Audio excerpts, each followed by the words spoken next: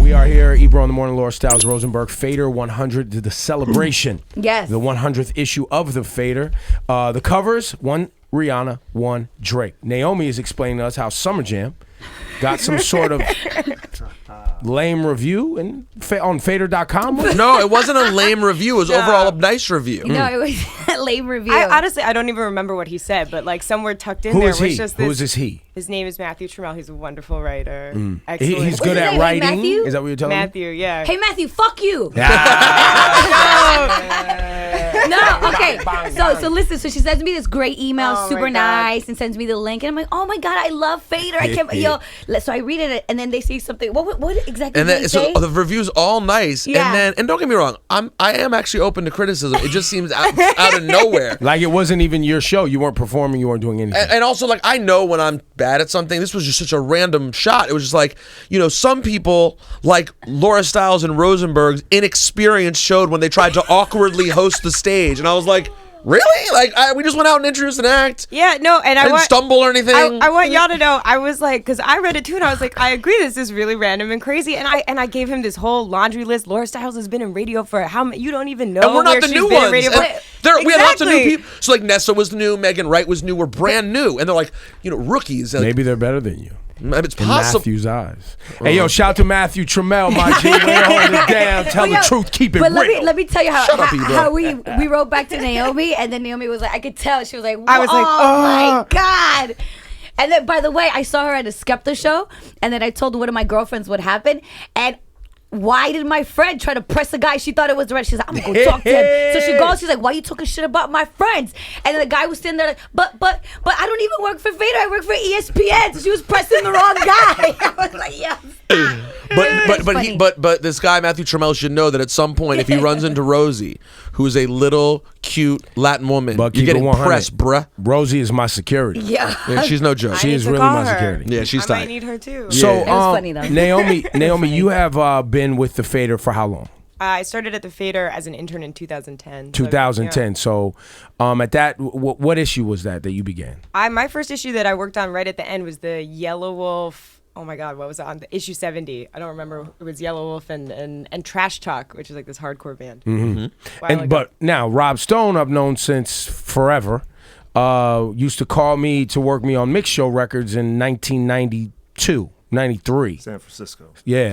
Sacramento, yeah. And you were working at that time at Arista? I was at Arista from June of 94 to June of 96. So I was actually at SBK. Wow. Back then. Wow. What's SPK? SBK was the Vanilla Ice label. Oh, yeah. Okay. It's your fault. So, well, I'm kidding. I made up for it. I got to work with Big. Talk about it. And Arista and, right. and Outkast and Usher and Bad Boy, the whole thing. Yeah, I won't have the Vanilla Ice conversation with you. I have a weird theory on that. I want to hear it right now. Well, Go for no it. better time than right now.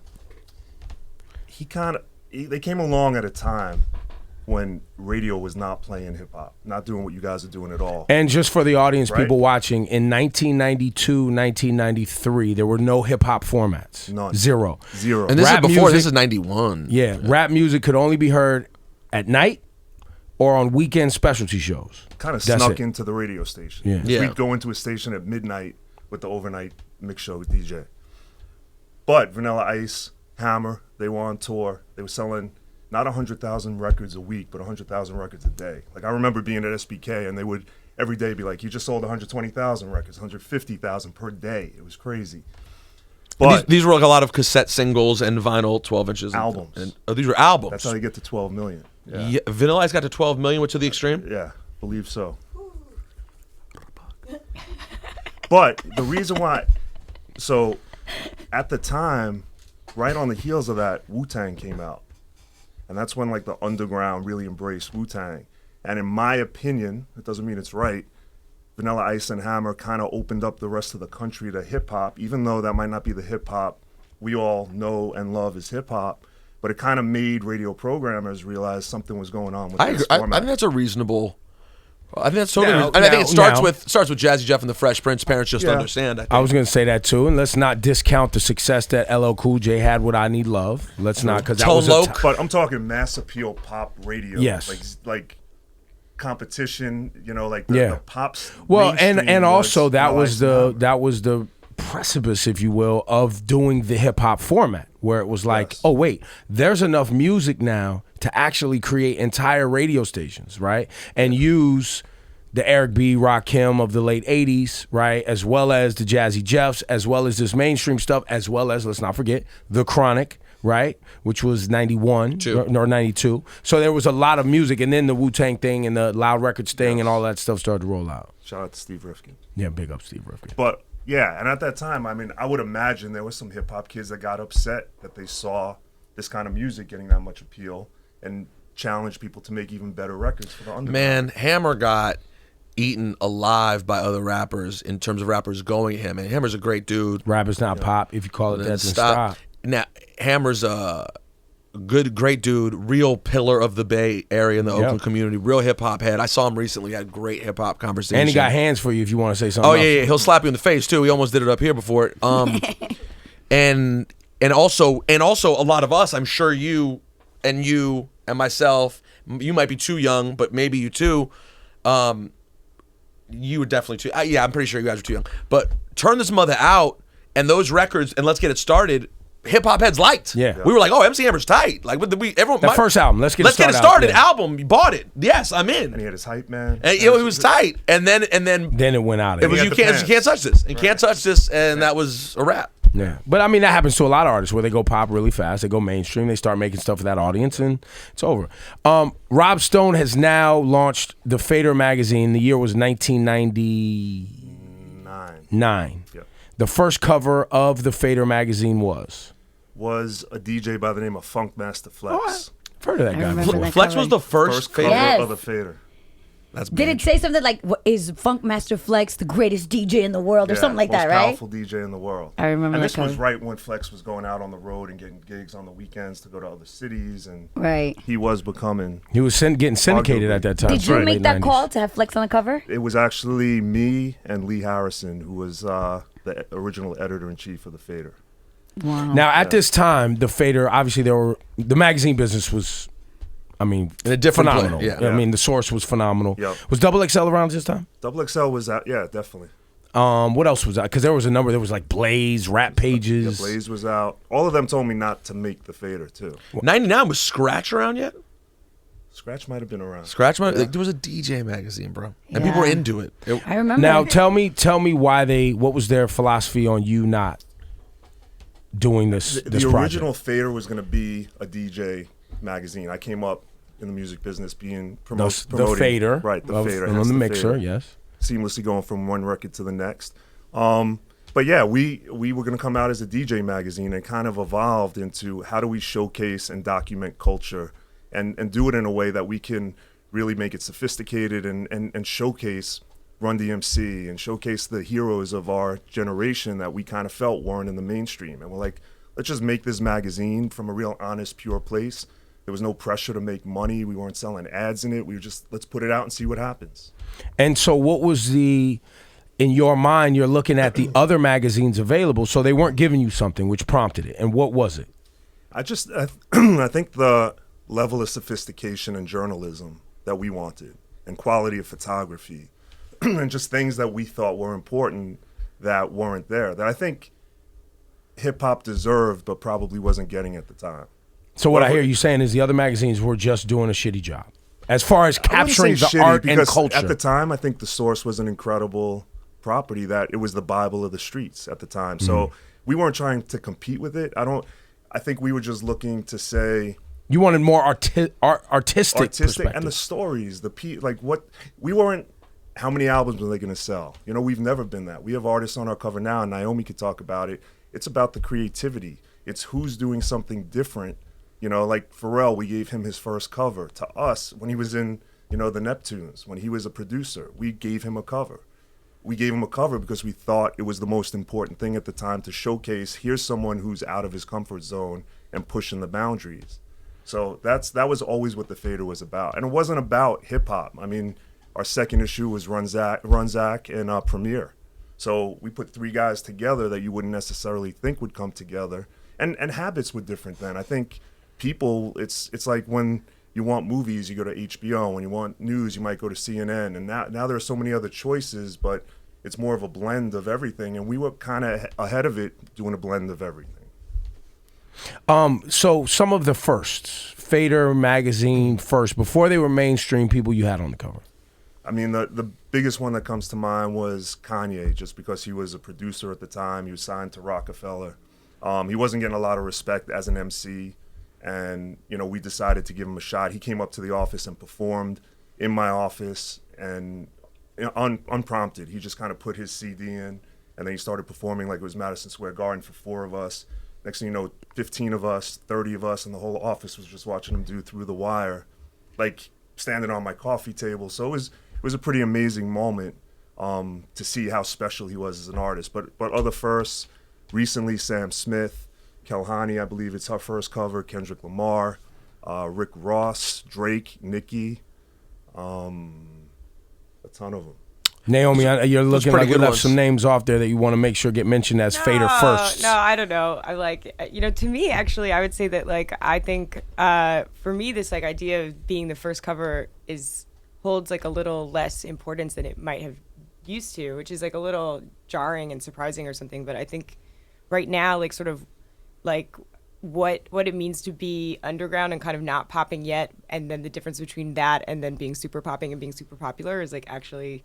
that designation has blurred It's so very much. Yeah. People think that And- they're stars just from Twitter followers. Totally. Or, Absolutely. And kind of like what it means to put your mark on something first versus like what it means to tell the best story. Like I think right now the thing that we can offer is really telling the best story, because like a kid's going to find them on SoundCloud before they can find them on the Fader. Like things just move really fast. we have that debate all the time. Hot, you guys don't break any music. Well, it's already on the internet before I woke up this morning. Yeah. And How can you break? How I can you can't break beat it that. first when it's leaked on someone's page? Everything's different. Right, like Kehlani, that's her first cover, but it's like her She's popping. second album. Like, she did it herself. She's been on like a national headlining tour already, Right. so it's Yeah. like, and so none of this is with disrespect to like all the history that Fader has made. Like that, that Kanye story is insane to me, and I was a kid in high school looking at that cover, listening to that album, really excited that somebody had put on for that, so.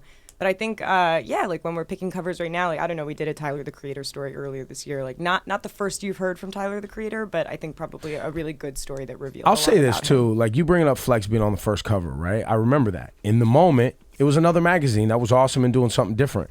In retrospect, right? The fact that it's kind of that it's a moment in something that is still available, and when you grab it and hold it, it still feels meaningful. You know how many magazines you pick up today that don't even feel like anybody even that's making them gives a fuck Yeah. about them? Yeah, And here you true. still open them. The photography's great. The writing's great, right? Like you guys are maintaining, a level of quality that most magazines. So I guess now you look at all of these firsts and it's meaningful. In the moment, I don't think, even Kanye, in the moment, you're not thinking it's meaningful. And when somebody really becomes a superstar is when you look back and you're like, wow, they were there first. And that gives credibility to your brand, right?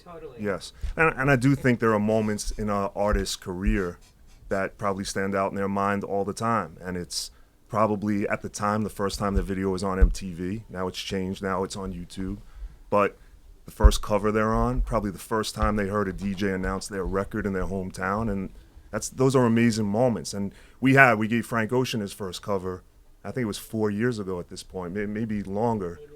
And his mom called and thanked Andy Cohen, our publisher, because it meant so much to her. So there is something about tangibly freezing that moment in time. Like Drake and Rihanna, we didn't do for any other reason, but we think, and Naomi could talk more about this, but they really, for the last decade have been, or in the last 5 to 10 years have been really doing it and really represent what Fader's about. So it wasn't about a first, but it was about telling great stories of their lives.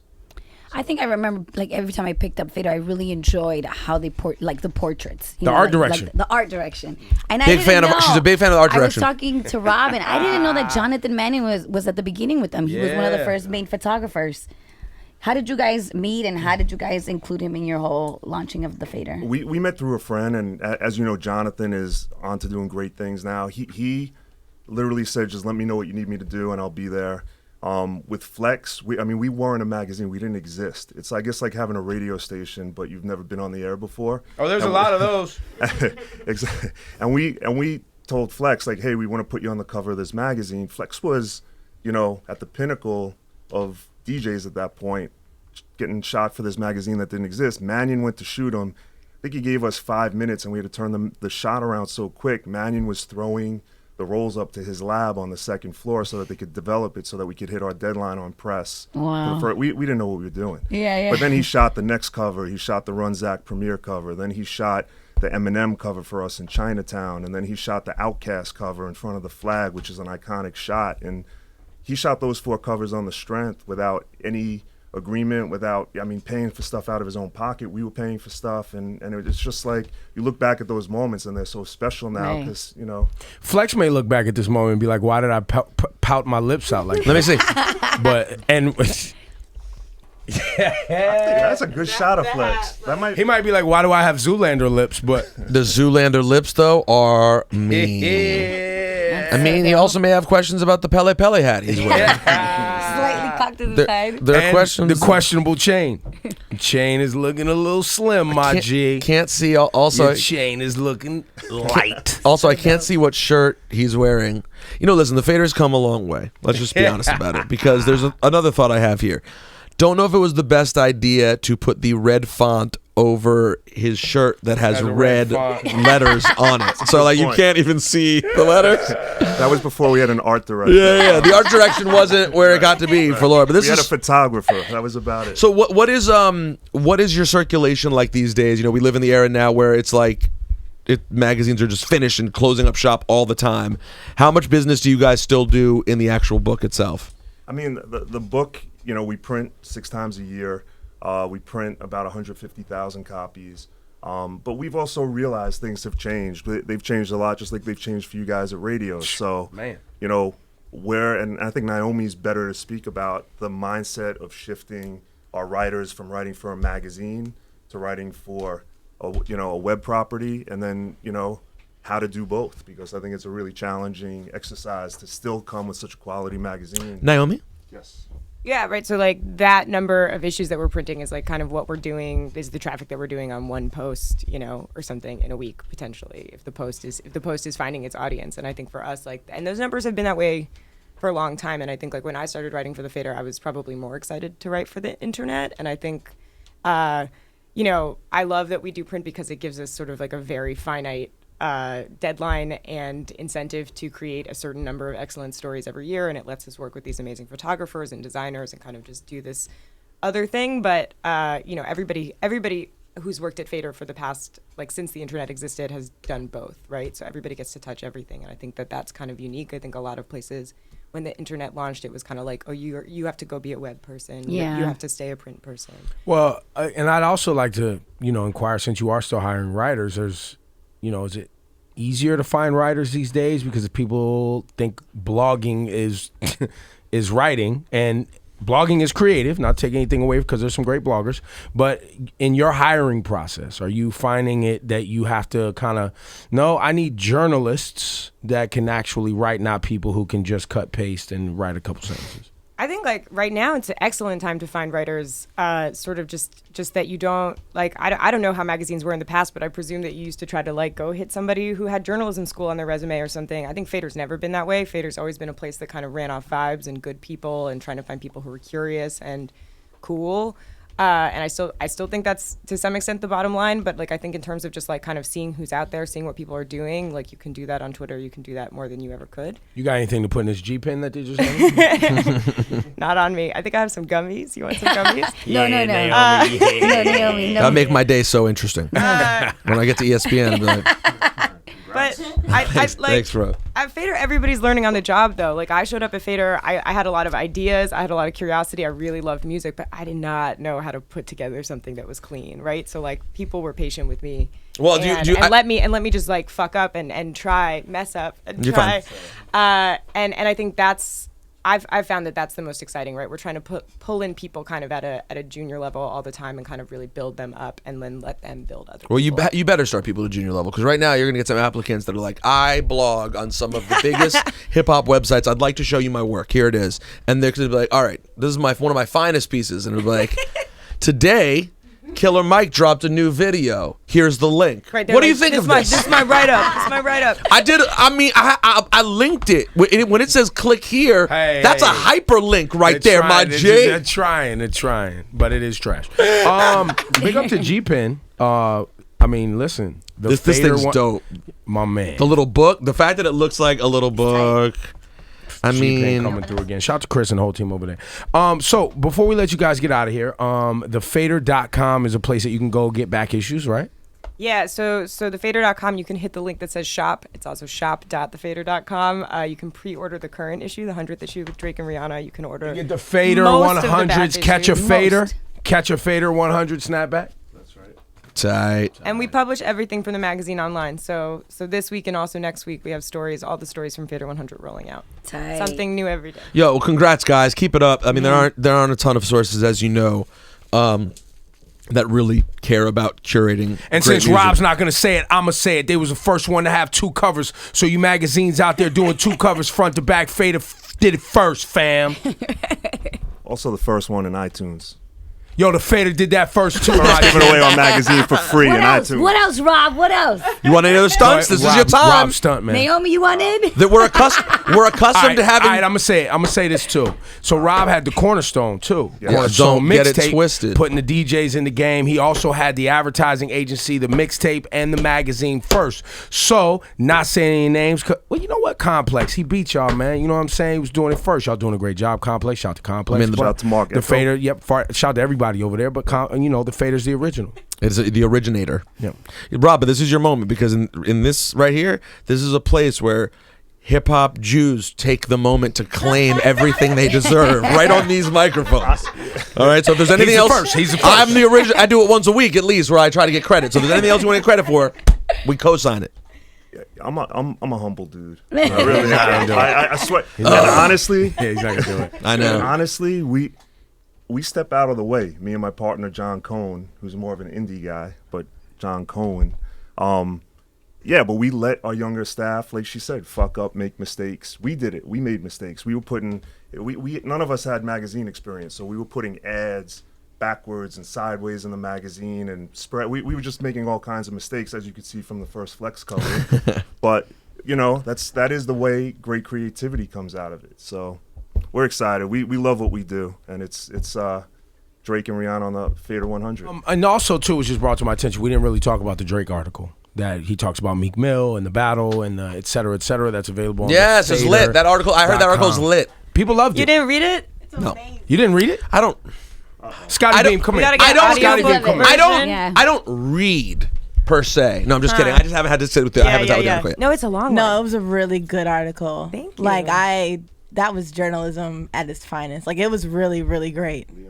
Well, and also, once again, to point out, she's from a generation that doesn't read. They just click on links and. So look for at her to things. actually finish the article So for her to alone, actually- I read. What'd you like most about the article? what did you like most, Yanni? One, I did like how Drake was super open with you guys. You know, Drake is a very closed up person. I don't think Drake ever got that deep with anybody. So Who when did the he- interview?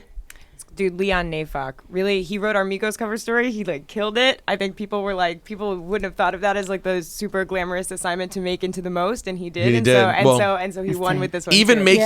making Migos' conversation into English you can understand is a challenge well worth being. You could just tell Drake and Fader has a different kind of bond. Rapport, Like it was yeah. really good. Yeah. It was super good. I'm sold. Okay, I'm sold. That was all you wanted to say? Do you have a copy of it with you right now, by the chance? No, the print, they don't know exist how yet. it came about. We're waiting who on the hit who printer. up. They're in Canada getting printed. Naomi, Scotty Beam wanted to know who hit who up. How did it come about? Yeah, because he wasn't doing interviews. Yeah, so- totally. No, I think we knew that, and we kind of had, if it hadn't panned out, we wouldn't have had any hard feelings. But I hit Future and Oliver. They're sort of the OVO dudes, and kind of said we don't want to do this with anybody else. This is what we want to do, and what do you think? Really just throwing a little message out in the air, and we were really, we've done, we did a Party Next Door cover this year. We worked with Drake on this amazing Sprite campaign. Shout out to Sprite. Yes. And so I think we had a tiny hope that maybe something would work out. Maybe they'd be ready. It's album time. So I think the planets kind of aligned, and their team was Dope. patient and kind. And what about your relationship with Rihanna? That I think in some ways that experience was very different from a typical cover story, right, for us. And I think kind of that we went into it thinking this is 100 and this is this is the time to break our own rules. Yeah. And again, to dream really big, right? Like that was that in the same way. It was always the holy grail, those two, right? Like they're like mom and dad of our culture right now. And so yeah, we hit her up and sort of it took some Rob was a part of this. It took a little bit. We hit her up like a bunch, and we're kind of just like, you really want to do this? I think you really want to do this. No, you want to come? We got blunts, yo. Get over here, yo. It'd be Smoke fun. all the weed you want on set. No, we got some no's at first, and there's like a lot of levels you have to go through to get to the yes. But Amanda Silverman got us through it. And, once we got to the shoot, Rihanna was incredible. I mean, she was perfect to work with. She was very much involved in the creative. She worked very closely with Naomi, and Naomi worked very closely with her creative team. So You guys smoke some weed together, Naomi? No, I didn't. I'm like, the stupidest thing I've ever done in my career is probably not go out to LA for that photo shoot. I was like, whatever I was busy You with. could have been getting high with Riri, I just man. like, no, but I'm out here not trying to waste anybody's money. Like, what's wrong with me? I was Yeah. like, I don't need to be there. Spend Rob's money. Yeah, What for are that. we doing? Other people went, just It's not just me. airfare in a hotel room. I know. Oh, I would have gone. Anyway, but no, I actually I was so impressed with the team that she has around her, and just kind of this crew of incredible women who were direct and got it done though. Like, we're ready to hop on the conference call when you needed them. I was just so impressed with that. I think they work so hard all the time. I can't even imagine they have so much going on. And doing it while high. I'm just kidding. I don't know if the team's high. Not the team. No, she's just high. Maybe they got a contact. Yeah, maybe that's it. Maybe. Naomi, always a pleasure. Rob, Absolutely. family, always. Thank you. TheFader.com. New articles every day. 100th issue with Drake and Rihanna. Big up to The Fader. Rob, what are you doing, He was trying to show off the front of the hat. Come and he on. just See, this is why he never does interviews. There you Rob go. has never done Boom. interviews. End Give it up like The Fader. that. There you go. Thanks, guys.